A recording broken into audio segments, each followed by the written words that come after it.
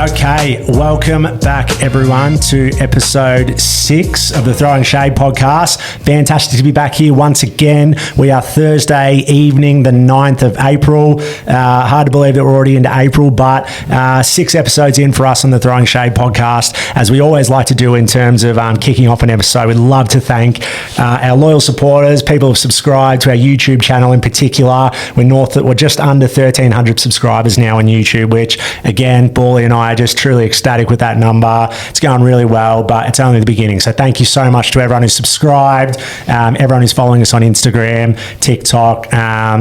It's just been a pleasure to be able to see so many people engaging in our content so far.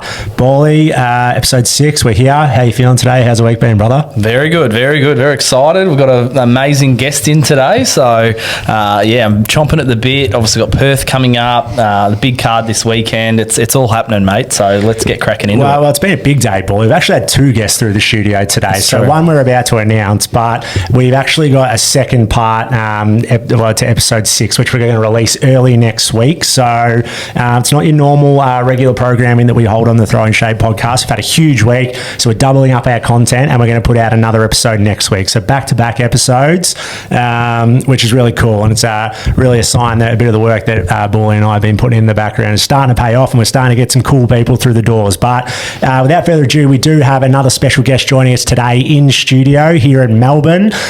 We've got the lovely Lily Hines, who hails from Sydney. Lily is an accomplished media commentator within the combat sports world here in Australia. Lily's had some amazing interviews with some prominent people within the world of combat sports from across the world, been involved in multiple MMA and combat sports promotions here in Australia, different sports outside of combat sports Lily's got knowledge on. But Lily, thank you so much for joining us on a cold and wintry afternoon in Melbourne. I know you hail from the eastern beaches of Sydney, where it's much nicer than it is here at the moment, but thank you for joining us. How's your Melbourne experience going so far? Thank you so much for having me, you guys. I'm so excited. So excited. And what's been on the agenda? What's brought you down to Melbourne for this point in time? Yeah. So just here for a couple things, socially, work, and then when you guys sort of asked if I wanted to jump on the pod, I thought, yeah, absolutely, let's do it. Fantastic. And look, we really appreciate it. We're a new podcast, as we've sort of touched on a few times with you, Lily, but we are looking to grow. We really want to make an impact here in the combat sports scene, within Australia in particular, but beyond that as well, and having just good people within the industry is what we want to be known for. And yeah, we'd love you to stay a friend of our show for a long time to come, and hopefully we can get you back on in the future. Absolutely. After today. But look, we do just want to get a bit of a background on yourself if we can. Would absolutely love to know, I guess, what your background in combat sports is, what you're doing at the moment, and I guess more importantly, where you want to get to in the world of combat sports. Can you give us the story in a few short minutes, Lily? Of course. So I kind of discovered combat sports pretty late in life, but from the minute that I saw it, I fell in love. I knew I wanted to do it, and then from then on, I just joined a gym. I didn't really tell any of my friends. No, none of my friends were into it. My family wasn't into it either, so just sort of went out of a whim, very out of my comfort zone, and joined a gym, started I took it pretty seriously quite quickly. From the first class that I did, I was sort of like, yeah, I know I want to stick with this and I love it. Went through sort of the motions of wanting to fight professionally at one point, did a couple competitions and whatnot, and just through the love of the sport, I ended up working in it, and I guess that's sort of where I'm at now. I've been doing this for a few years. Naturally, when you're in the sport, you sort of fall in love with,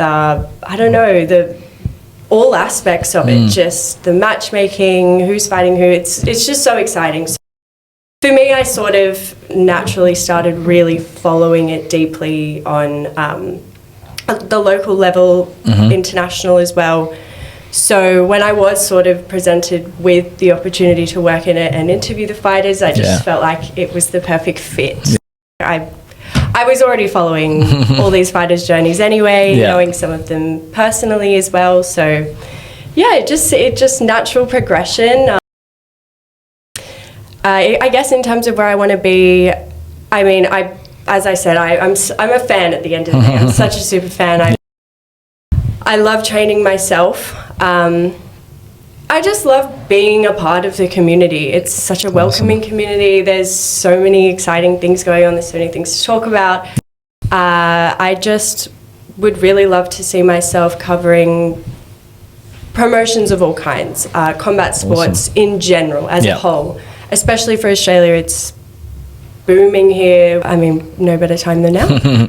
And so, like, obviously just touching on, like, your inspiration, it's so cool to hear, like, you know, you just light up like a Christmas tree when you talk about it. It's awesome to see. Was there anyone, like, obviously our boy behind me, Conor McGregor, he was probably the one that really kind of lit that fire in my belly. Was there anyone for you that even, you know, before UFC or, you know, anyone coming up through the ranks, even a big guy, was there someone that just, you know, that made you want to get into it? Well, the first fight I ever watched, my ex-boyfriend wanted me to watch the UFC, and I thought, I don't even know what that is. And it was the McGregor versus Aldo fight. What a fight. Yeah. So that was the first fight I was ever introduced to. But the fighters that sort of hooked me in and kept me around and made me fall so in love with it was like your Ronda Rouseys, your Amanda Nunes, Valentina Shevchenko. Obviously, McGregor brought so much hype to the sport and he made it so exciting. I feel like that's such a good introduction to the sport in general. But yeah, Ronda Rousey is she's my number one. And what avenues did you use to, and obviously you talked about the gym and your involvement at the gym. How did you get into I guess, interviewing, commentating, working with the promotions here in Australia? Because you've obviously built a reputation with multiple promotions. How did you find your way into, I guess, building a media profile within the Australian scene in particular? It just sort of happened naturally. Cool. There isn't really a defining moment where it happened. I guess you just sort of build relationships in the community over time. And it just sort of naturally happened, I guess. Maybe I was in the right place at the right time. But I just sort of asked, hey, is there anything I can do? And yeah, it just has all sort of snowballed from there. That's awesome. I'd love to, I suppose, dive into a little bit. Like, we've seen obviously your Instagram and some of the content you've put out there. You've interviewed some awesome people. I saw Eddie Hearn. I've seen, you know, obviously Volk, as we can see. And who would you say, I'm sure it's probably hard, but like, who would you say is like being like the one that just took your breath away, that was either just, you know, really down to earth or like gave you a lot of time, or, you know, have you got any like memorable stories you can share with us and our listeners? Eddie Hearn is lovely. He has so much time for everyone he speaks to. That was really surprising. And where was this interview conducted? Where was he here for a Matchroom event, was it? Yeah, yes. This was for the David Naika Jaya Pataya fight in the Gold Coast a year or two ago now. You just see him working the crowd. He's such a good promoter. He's so good at his job. He has so much time for everyone. Like, he was great. He was amazing. There's been lots of moments. I feel like there hasn't really been anyone that I've spoken to yet where I thought, oh, you know, they're not really what they, you know, like, don't meet your idol sort of thing. I don't feel like I've actually had that experience yet, which has been great. Volk is an absolute legend. He has time for everyone as well. But I will say, like, probably my biggest starstruck moment, it wasn't in an interview setting, but I was it was like a pre sort of warm-up mixer, I guess you would call it, to one of the Sydney UFC cards. I was there just with a couple friends, just sort of not really fully paying attention to who was around me. And a friend of mine, Yannick, was like, oh, Lily, have you met Joanna? And I was like, turned around and it's Joanna Jędrzejczyk. I was like, you have got to be kidding me. I literally went, no words came out of my mouth, and I just thought, I can't believe she's standing in front of me. Again, she's just one of those women that got me so into this sport, and I just thought, I can't believe she's standing there right in front of me. Fantastic, Lily. That's a really cool story. And I guess, obviously, being such a notable person with the Australian scene, as we've touched on, you would have come across some, big names who are currently big names within the UFC and other parts of the world. Obviously, I think you've interviewed or worked with Jai Opetaia before. I know that you've had some comings and goings with your likes like Volk, like you touched on. But there's also some up-and-comers that you've had a lot to do with over the journey. I think even Quillian, I think you might have mentioned that you've interviewed Quillian before. Can you give us an update on what he's like? I haven't actually interviewed Quillian yet, but he came up on the ranks through Eternal. He came into MMA late as well. From what don't quote me on this, but I feel like we may have actually gotten into the sport in the same year. Oh, wow. Right. So he has obviously skyrocketed, natural born talent, clearly. Co-main event of the Perth card coming up. Crazy, the progression he's had. It's so down to earth as well. Honestly, genuine great guy. Yeah, no, he's one of our absolute favourites on this show. And just a couple others I really wanted to get your insights on, Lily, if you can give us a bit of an update. There's some names that to some people in our audience might not be household names just as of yet, but for some of the people like us who love this sport, and especially people who love the scene here in Australia, can you give us an insight into some of those up-and-comers at the moment, either sort of entering that phase of going on Dana White Contender Series, road to UFC? I'm talking the likes of, Marwan Rahiki is now signed and obviously killing it. He's fighting a friend of ours actually in a few weeks' time. Then you've got George Mangos who's trying to break into the UFC. A couple other names you mentioned before. It's Joe Larkinesi, I think it is, and then also Ben Johnston. Are any of these guys got cool stories that you can share with our listeners? And I guess who's the one that we really need to keep an eye on, and who are you predicting is going to be the next man sitting on the fence? Who do you think, or next man or woman, I should say, sitting on the fence? Who are the people to look out for, Lily? It's a very exciting time to be an Australian MMA fan at the moment, that's for sure. We have so many up-and-coming fighters who are about to take that leap onto the big stage. Like you mentioned, Marwan just got signed. George Mangos, who's been a huge prospect in the featherweight division. He a little bit unlucky with his Dana White Contender Series fight. As you probably saw, it sort of triggered Dana White, and he was like, why are you here? Obviously not George's performance, that was out of his control. So it's good that he got to have that second chance and go through road to UFC. Australia had a lot of success with that in the last season, so I expect very big things. We have Joe Larkinesi. He actually goes to the same gym as me. He is so well deserving of that opportunity. He's just one of those guys that it's funny. He's like my least favorite part of this whole experience is fighting, and you just think, but you're so good at it. You're undefeated. He's just had so many. What was one of the fights he had? It won comeback of the year or fight of the year, something like here that. In Australia on Eternal, and he really deserves it. He's not really here for sort of the showbiz aspect. Really deserving for that opportunity. And then as well, Ben Johnston, he comes from a Muay Thai background. He came into MMA a little bit later in life with the pursuit of making the UFC, and few blocks in the road sort of prevented him from that. He ended up retiring 2 years ago, and now he's just been signed, just straight up signed. He'll be fighting on the Perth card. He's a coach himself, so I guess he's sort of got to shift his life trajectory now to being signed to the UFC straight off the bat at 35 is pretty unheard of. That's pretty crazy. And you mentioned it a few times, Lily, but I don't think you actually met. What's the gym? Can you shout out the gym? I don't think you actually touched on it. Igor MMA Sydney. Igor MMA Sydney. Awesome. Yes. We have to give it a shout out.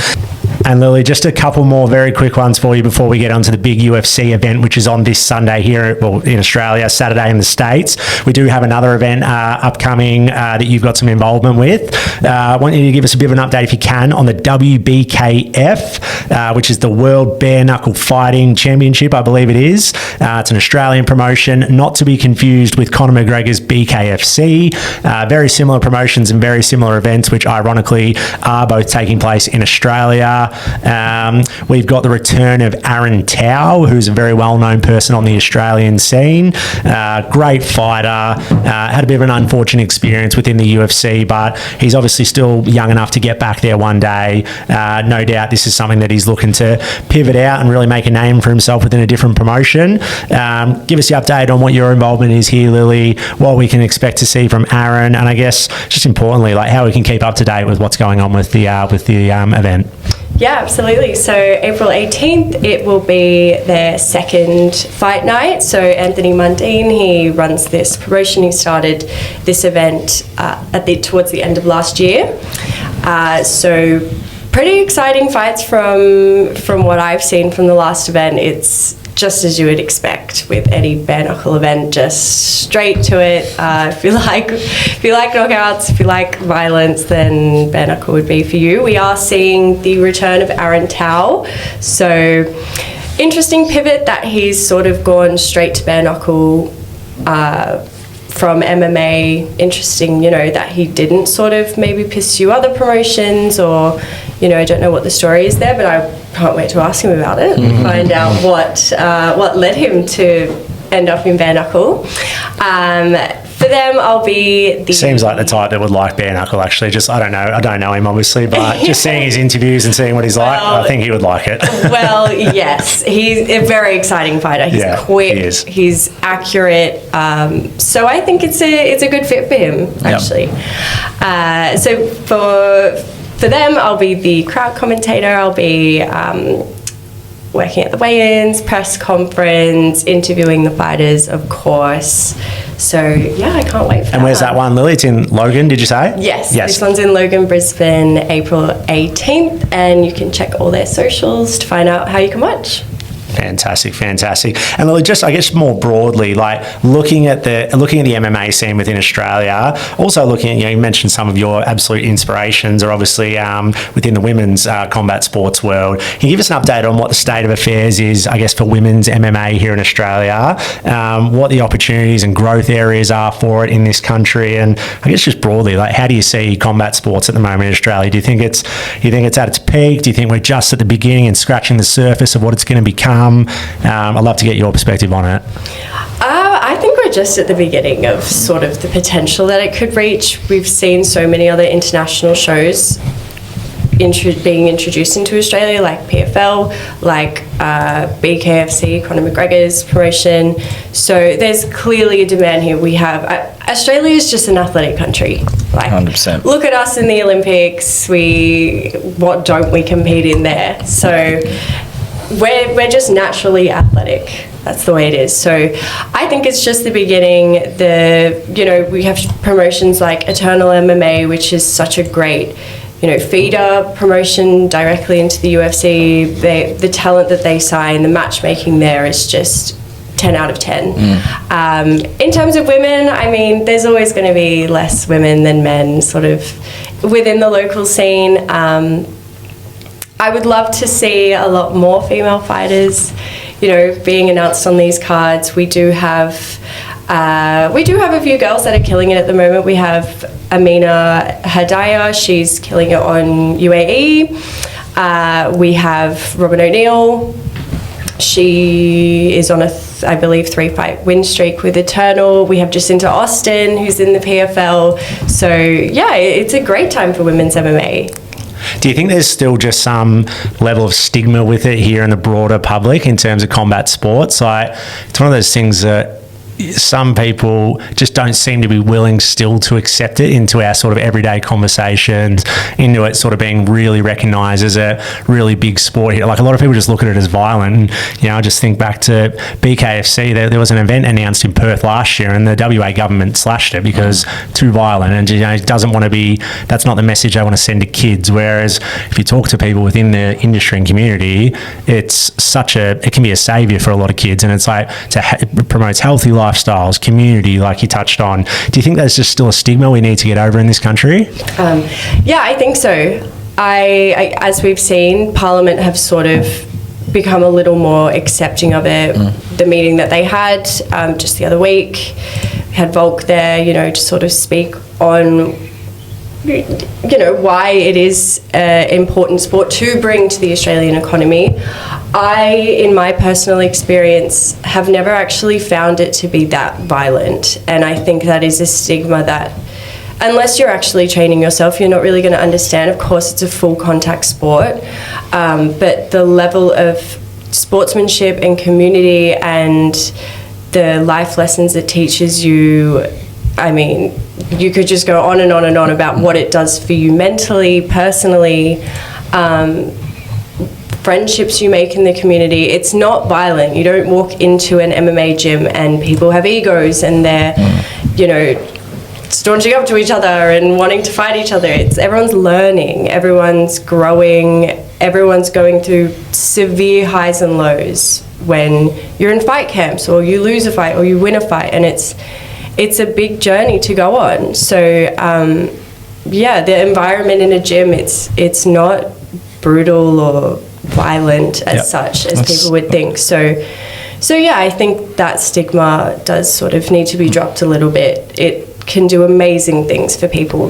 Definitely did for me. Yeah, awesome. I think so. And like, one thing that always sticks out to me when I think about what Dana White always says is one of his big things when he's pumping up the UFC is that he has like geniuses and really smart people that are entering into the UFC, and they're not all just sort of bar fighters and people in street fights. They bring into, like, there's people who go to college in America that end up being UFC fighters. We sat down, I'm not going to announce who it is just yet, but we sat down with a UFC fighter in this studio today, and he was a very intelligent guy, very sharp, very calculated, articulate. Like, knew his stuff, like he knew like the physiology of the human body, and he was very impressive. So I just don't think fighters are everything that people think they are sometimes. So I just wanted to touch on that. And I think the other thing, like you pointed out, like the discipline that it takes to become an MMA UFC fighter, like that's got to do so much for your character. And like you said, there's worse things you can be doing than doing martial arts or getting into this kind of thing. So I feel like it's great to see people like you being a pioneer and hopefully getting other women involved. And I think, as Tucker's mentioned, there is still that stigma, but I think it's definitely, it's starting to almost, I don't know, I can almost see that shift starting to happen with a lot of stuff that's happening in society. And, all we need is a few more women UFC fighters, like we had Ronda and, all these absolute stars. And I think it will start to, get into mainstream. So it's very exciting. It is exciting. I would love to see a Aussie female champion. Yeah. That would be amazing. We haven't had one, have we, in the UFC? No. No. No. Definitely time. We're definitely time. But look, we do want to touch on UFC 327, which is coming up this weekend. Obviously, those of you who watch our show and tune in each month when we do a major episode like this, we do centre our show around the big event that's coming up with the UFC. As I touched on, we've got UFC 327 coming here on Sunday, our time, Saturday night in the USA in Miami, I believe it is. We've got an awesome card, with some great fighters, which is very deep, that goes actually quite deep beyond the main event. We're going to do a bit of a deep dive into the top 4 fights on the main card, but there's just also some really other cool fighters that we're going to touch on briefly that are taking place on the prelims. But main event of the evening, it is a fight which is a bit of a unique one. We've got a vacant belt on the line at the moment. We've had Big Peloton, we've had Alex Pereira, Bally, our man. He's vacated the light heavyweight belt in the UFC. He's going up to the heavyweight to have a fight and take a crack at having, ironically, another vacant belt at the White House in a couple months. But we've got Jiri Prochazka taking on Carlos Ulberg. We've got Jiri coming in as a $1.83 favourite. We've got Carlos Ulberg coming in as the underdog at $2.01. Really popular fight this. Very clear that I think it's one of those things, Bally, that Pereira has done everything he needs to do in this division. I don't think there's any doubt that he's cleared out the division. He could have taken on Carlos. He could have been there for one more fight, but he's getting into his late 30s. He's 38, 39, I think he is now. Yeah. He wants to build this legacy and really round it out and get that third belt. And what it does, it opens up this awesome opportunity for, I think, Jiri is what I think a lot of people have got their eyes on to see if he can reclaim the belt. I know he's held it before, but this would be something that's really important to Jiri. He's had a couple of really tough defeats against Pereira. He's the only guy he's lost to in quite a few years now. But Carlos is no mug. He's a big boy, probably the only guy in the division who's actually bigger than Jiri. It's going to be a striking fest. It's going to be a lot of cool things you'll see in this fight. Jiri is a very different character, as we know, so it's hard to actually predict what version of Jiri we'll get, but I'm looking forward to watching all the content over the next few days, the press conference and everything like that, to see what version of Jiri we're getting, what new rituals and everything Bally he brings out for us this week. But Bally, keen to get your breakdown on this fight. I know you're a big Jiri fan. What are we in for on Sunday? Exactly. I love Jiri. He's just a wild animal. I love him too. Just you see some of the stuff he's doing. Like I saw, he locked himself in an isolation room for 48 hours. He tapes his mouth when he's doing his workouts. He just seems like he's just a nutter. He's such an oddball. He's a weirdo, and I think he's just announced he's having a baby with his wife. So I think that's just something else for him. You can imagine the guy like that who's a bit kooky, and he's now got a real reason, to provide for this newborn that's going to come into the world. I think the due date is very close to the fight as well. It's within a week or two, I believe. Yeah, I read something about that as well. I think it's within the week even. Wow. which is that just adds another crazy part for it. But I just feel like he's erratic. He throws wild elbows, wild kicks. He's going to rush in, where Ulberg's probably more measured, a bit more technical. The only thing I suppose Jiri's really got going for him is the caliber of people that Jiri's fought. We look at the two side by side, and really the only loss Jiri's had is against Alex Pereira, who's one of the pound for pound goats, who's now going to go up to heavyweight and probably beat Garn. So I find it's an awesome matchup. I think Jiri, you can't train for Jiri. You could probably he's so unconventional, so unorthodox. He is wild. He'll just exactly. You wouldn't even think he's been training for as long as he has. But he's still accurate. He still gets the job done. It's what makes him so exciting to watch. 100%. And I think the thing with Jiri is, he's going to throw random stuff at you. And I think with Ulberg, I don't know how you train to fight a Jiri. Who are you fighting? Is there anyone in your gym that's just erratic like that? No, really, no. I don't know how you would prepare for someone like that. Maybe spar a beginner. Yeah, well, there you go. So that's exactly it. I think Jiri's the favourite. I think the thing that could happen is Jiri, with his unorthodox style, might rush in, which he did a lot against Alex, and he just got caught. So, and I just think Ulberg's so buttoned up, so technical. He's got so much power. It could just be Jiri rushes in and just gets the one straight on the chops, or we get just the wild Jiri and Ulberg doesn't know what to do with it, and he gets caught, and we get this epic knockout. How do you think the fight will go, Lily? I completely agree with everything that you've just mentioned. It's a hard one to pick. Jiri's just unpredictable in general. The way that I see it is either Carlos has sort of mentioned the way that he's going to counter Jiri is with uppercuts, so we want to look out for that.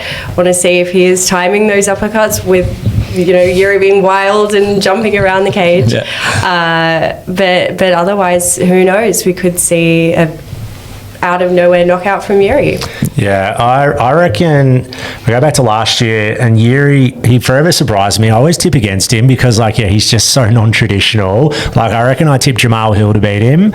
Then I was certain Khalil Roundtree was going to win that fight last year. They had a 3-round fight, I think it was. If you go back to that fight, like, Khalil was monstering him. Yeah. Like, he was absolutely cutting him up. It looked like he nearly stopped the fight quite a few times, and then Jiri comes away and walks away with an amazing finish. Like, he ended up putting him away, Khalil. So I can't doubt him anymore. Paulie, I'm going to go with Jiri.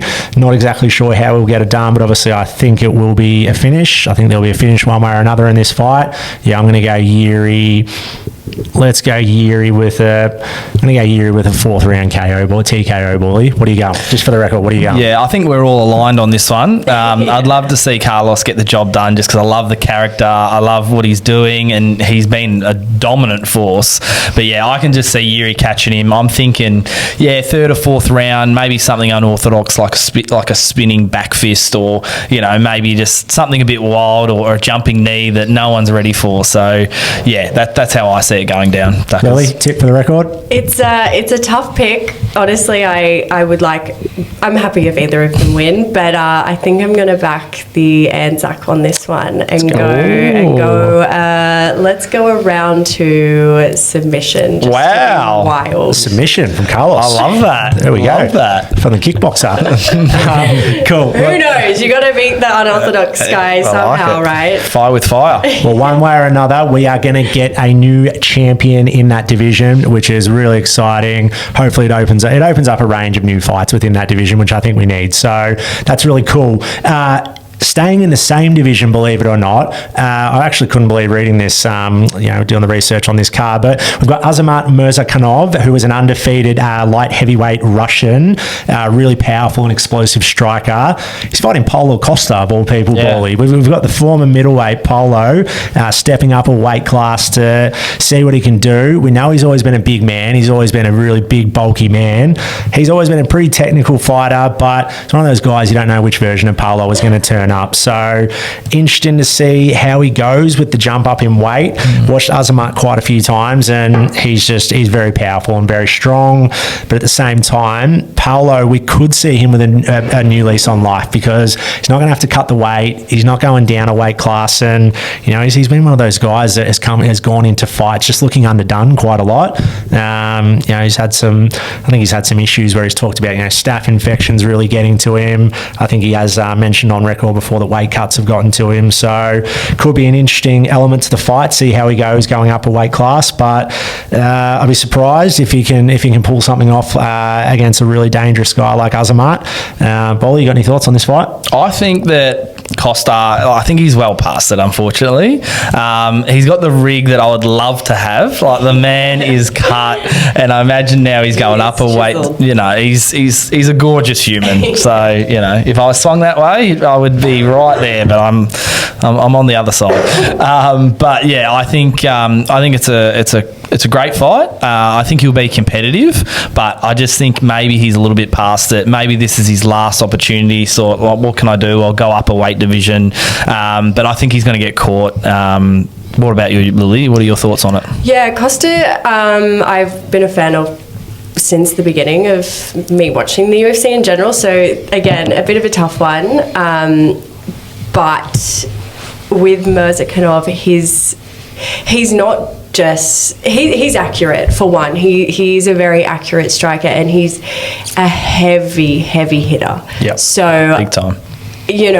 With Costa going up a weight division, are you really going to be prepared for light heavyweight power? But not only that, he is a heavy hitter. So is he going to be prepared for that? Who knows? Yep. I failed to mention the odds on this one, but we've got Mirzakhanov at $1.50. And then if anyone is, Lily, if you're keen on Costa, we can get $2.59 for him, which presents good value. There we go. I think this is going to be one just for me. I'm just keen to see what sort of version of Costa we get over the next few days, what his mindset looks like, because there's no doubt he can fight. Like, he's been up the ranks in the middleweight division for quite a while. Yeah. So, yeah, who knows? I agree with you, but I'm going to find it hard to tip Paolo on this one. So my tip's Mirzakanov. Going down the line one further, we've got Curtis Blades coming in as a $1.75 favourite against Josh Hockett in the heavyweight division. Now, this is sort of an interesting fight, this one, because you've got Curtis, who's been one of those guys who's been around for a long time. A lot of people absolutely love watching Curtis. Huge striker, great character and personality for the UFC. Bit of a stalwart, and just you can tell someone that the UFC would call on when they want to get a heavyweight fight or they've got a new contender coming through. Curtis is one of those sort of gatekeeper people, I feel like. Yeah. He's one of those guys who's also never too far away from a title shot with a great performance. But he's coming up against Josh Hockett, who hasn't lost. He's 8-0 in the UFC. But this is a big jump up for Josh. I'd have to go back and look at his record, but I believe he's only had 3 or 4 fights within the UFC so far. And I think this might be his first ranked opponent taking on Curtis Blades. So it's a big step up in terms of the level of competition of who he's got. Josh is a bit of I think the last fight was a bit of a controversial finish in itself. I think he got an early stoppage. Did in the last fight. His big, loud personality. Dana White came out after his last fight and Josh was making his big speech afterwards and said he didn't like it. Clearly, there's an element that they do like it because they're investing in him and they probably look at the heavyweight division thinking it's pretty light at the moment and they want some grunt and they want some just sort of mongrel within the division, I think. So that's why they've given Josh a quick turnaround and given him a good matchup that'll be a good sort of feather in the cap. If he gets this win, Bally, he should be pretty highly regarded within that division.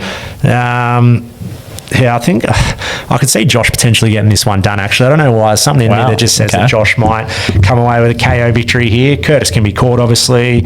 But, yeah, it's heavyweights, Bally. Anything can happen. Yeah, well, I think, like I said, like Blades, he's a bit of a journeyman. He's been around. Like, he's always thereabouts. But, I think Josh he's exciting. I know he's a little bit of a wanker. But I grew up with wrestling and, Macho Man Randy Savage and people cutting promos. So, I don't know if it's exactly right for the UFC. He is absolutely your type of fighter.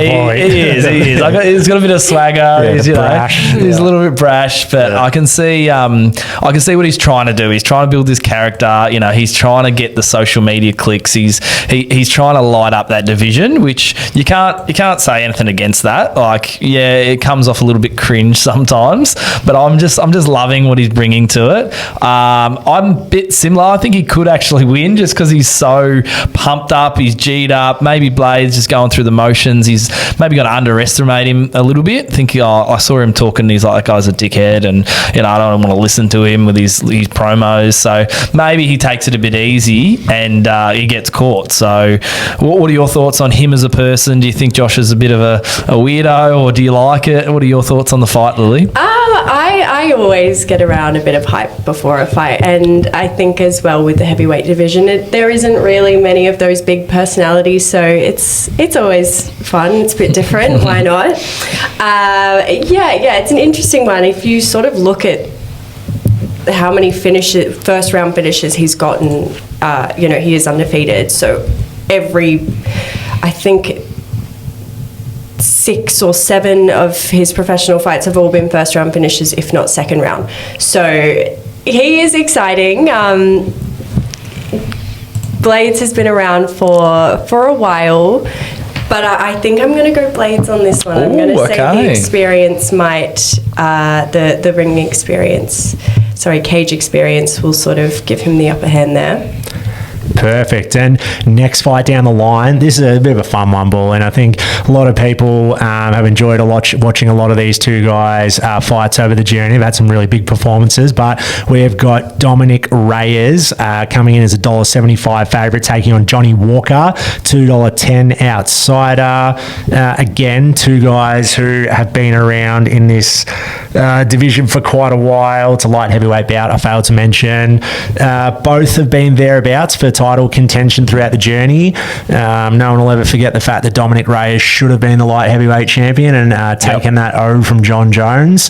He had the night of his life that night and definitely, in a lot of people's eyes, won. Had a mini resurgence recently, despite I think getting finished by Carlos not too long ago, but actually Yeah, no, he lost to Carlos in Perth, didn't he, actually? Yeah, His last fight, that's right. Yeah, he had that loss. But before that, he'd strung together a couple of good victories, and he had a bit of a resurgence. So, look, this fight, Johnny Walker's had some epic KOs. He's been KO'd epically quite a few times over the journey. I've loved watching him, and he's a great character as well.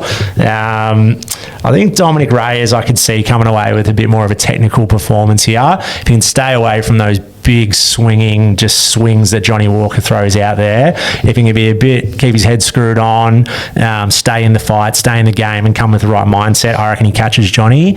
And yeah, I think the odds are pretty fair on this one. I reckon $1.75 favourite's just about right for Dominic. But let's go the inverse. Lily, I want to get your thoughts first on this one before we go to Bally. Yeah, the finish of Johnny Walker's that always sticks in my mind is that spinning back kick to the face. I mean, that is just epic finish that never happened. So I'm going to agree with you. I also think that Reyes, he's sort of got that mental advantage. Carlos is headlining the card, last person he lost to. I think he'll get the mental edge. That's a good point. Come away with the win. Yeah, I like where you're thinking. Like it's you got to get a little bit with these fights. They can go either way. Again, Johnny, who would know, right? Like on this one, to be honest, but exactly. Yeah. And Johnny Walker's another one that's a little that I like. I love that he's a bit of a showman, and I think the problem with Johnny though, he'd rather look good and lose than just do a technical fight and get the victory. He's a bit, look at me, a little bit Hollywood. He's the type of guy that would, try and do a flip or, someone be on the ground, and instead of just doing a technical thing and just getting on top and grounding, pounding, he'd try and, moonsault off the cage or something. So I agree. I think Johnny is going to be entertaining, but I think he'll end up copping it, and I think Reyes gets the job done. Cool. And look, there's some other great fights on this card, guys, like I touched on. We've got Cub Swanson rounding out the main event, taking on Nate Landwehr. We've got, I think, the featured prelim event of the evening is Patricio Pitbull and Aaron Pico. That's a sick fight. Yeah, that's a cool fight. And there's going to be, I think he's been a little bit underwhelming so far, right? Since he's come into the UFC. And there was all that talk about him, and he was so hyped up. And remember the last fight, we're all, all us guys at the pub, and we all had a few dollars on him, and thinking he's just going to walk over him, and he just got monstered. So forgive me, it was against Lerone, wasn't it? Yeah, it was. Lerone. Yeah, it was against Lerone. He's not fighting a mug. No, I know, but with all the build up and all the talk about this kid, and he's up and comer, and you watch him, and he's built and he's chiseled, and you're thinking this guy could be the next thing. And I felt like he didn't even give up he didn't even give a chance. He just got belted. Yeah, no, that was definitely the case. But there's some other great fighters as well. Kevin Holland, Randy Brown is a cool fight. We've got Mateus Gamrot, who is a training partner of my boy, of Dustin Bally. Keep an eye out for Mateus, great wrestler. Yep. Tatiana Suarez and Lupi Godinez. I imagine you would have been a Tatiana fan through the journey, Lily? She's not my number one, but can appreciate any female fighter. Yep. And look, absolutely, I know, I completely agree. And look, the other one that we've just got to quickly mention, Bally, that I know you wanted to quickly dissect, is Kelvin Gastelum and Vicente Luque, two other guys who have been around for quite a while. They've both been right thereabouts, particularly Kelvin. Obviously, we know about his history at the top of the middleweight division. Vicente has also been thereabouts at certain points. He's been ranked. He's been right near the top of the division. This is a really cool fight, which is on the early prelims, Bally. Oh, I love it. Gastelum, he's always been a favourite of mine. Obviously, that Adesanya fight, that was just an absolute war. Always sticks in my mind. I think he's well, unfortunately for my great man, I think he's well past it. He's got a little bit fat. He's not as aggressive as he used to be. I do love him, but that'll be a really interesting one. I'm on the fence with that one. What about you? Do you have any memories of Gastelum or any of these, guys on the prelims, Lily, that interest you at all?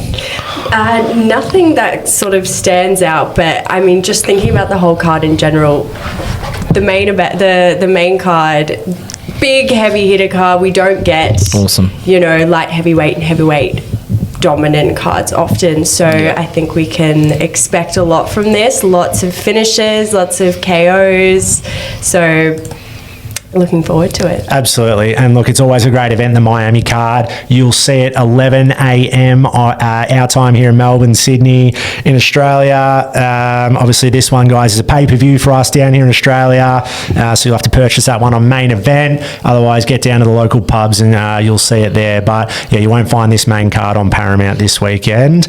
But look, that's about it for UFC 327. We do just have a couple of quick other agenda items we want to get to before wrapping tonight, and Lily, you've been very generous with your time, so thank you for that. I do want to just quickly touch on, we're just going to briefly mention the Perth card, which is coming up in about 4 weeks' time. We're super lucky to have our second event of the year landing here in Australia. We've got a fight night taking place on a Saturday night, actually, for us. Saturday 2nd of May, I believe it is. Great card. We're getting some really good fighters announced, a lot of which we've already touched on a little bit earlier, the likes of Quillian. We've got Jack Della Matta later taking on Carlos Prates, which is a heavily consequential fight within the welterweight division.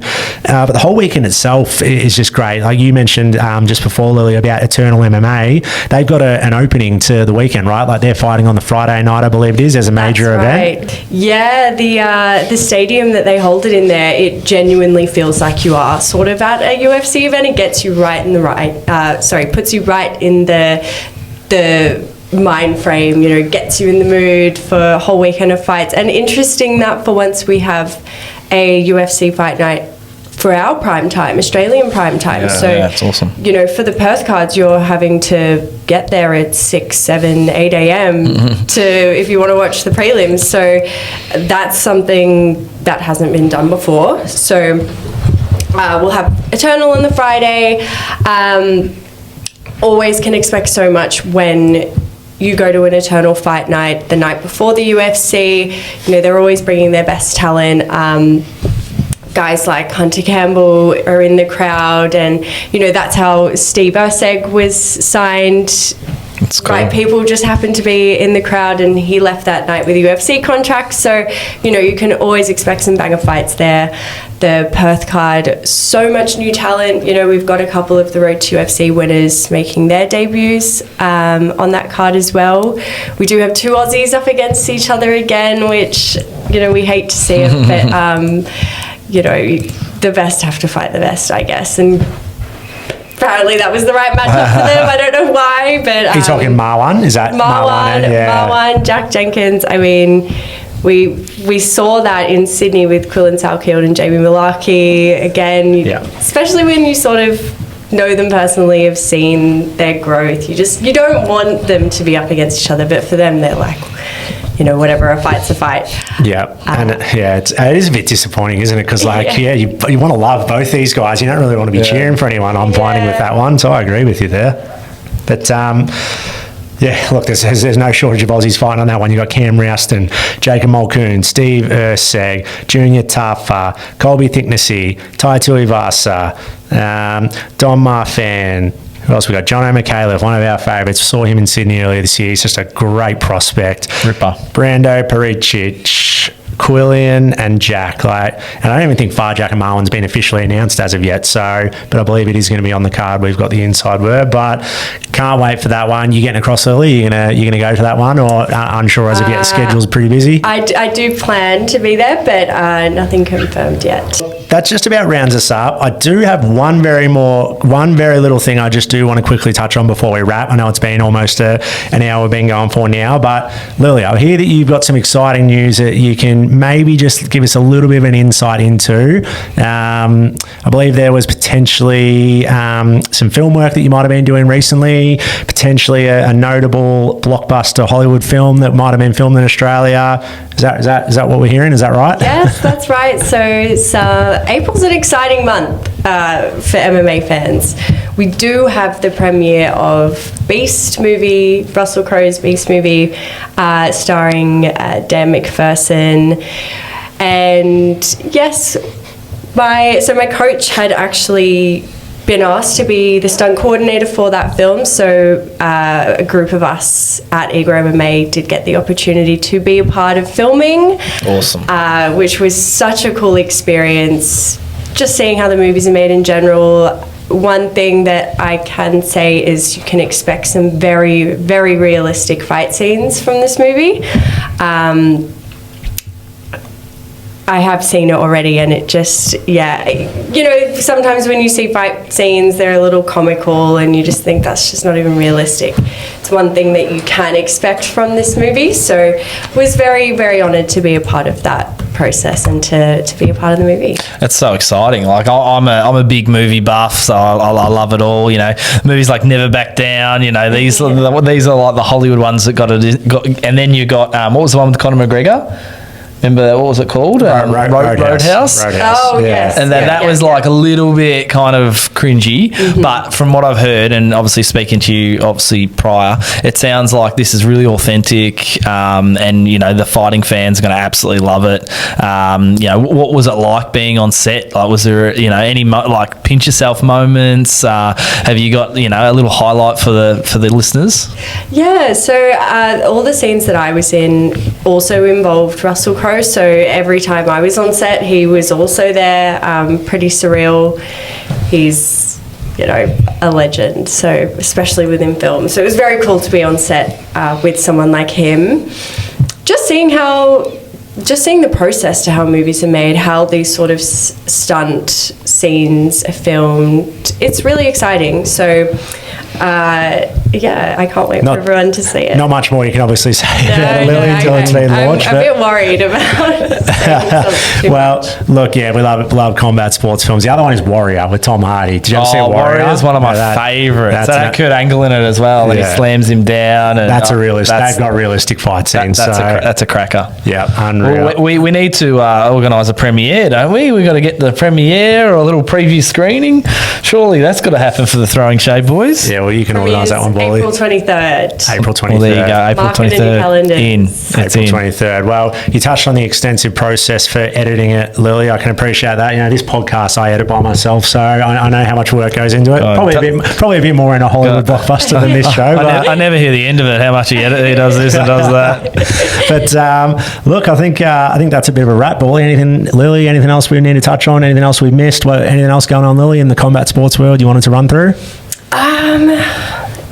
No, I think we've covered everything, to be honest. Yep. Ollie? No, I think it's awesome. It's so good getting your insight. Obviously, you've got, you got all the insights of actually meeting these fighters and being in the scene. And obviously, we love what you're doing on your social media, all the content you're putting out, inspiring us on what we can do better. And I'm just so excited that we got you in. I know you had to fly in, and really appreciate you spending some time with us. And hopefully, all our listeners, we really enjoy the chat, and we wish you all the best. And hopefully you become a regular of the show, and we can get your insights on all the big fights. Absolutely. Thank you so much for having me here, guys. I had such a good time chatting all things MMA with you. I always have a good time when I get to talk about MMA, so it's a pleasure to be here. Thank you very much, Lou. Where can we find you on socials, YouTube? What's the best place for people to find your content? My Instagram is at 3Ls, Lily Hines. Perfect. Give her a follow. Thanks very much. Somewhere on the screen. Yeah, it'll come up on the screen. Thanks very much, Lily. And for our followers, once again, thank you so much to everyone. Our handle is at Throwing Shade Pod, YouTube, Instagram, TikTok, Spotify, Apple Podcasts, wherever you get your podcasts, we will be there. As I touched on, this is just the start of what we're putting out this week. This is part one of our episode series this week. You are going to see us with an active UFC fighter on the show next week, so stay tuned for that one, and it won't be long until you see our mugs again. Thank you much, everyone, and we will chat soon.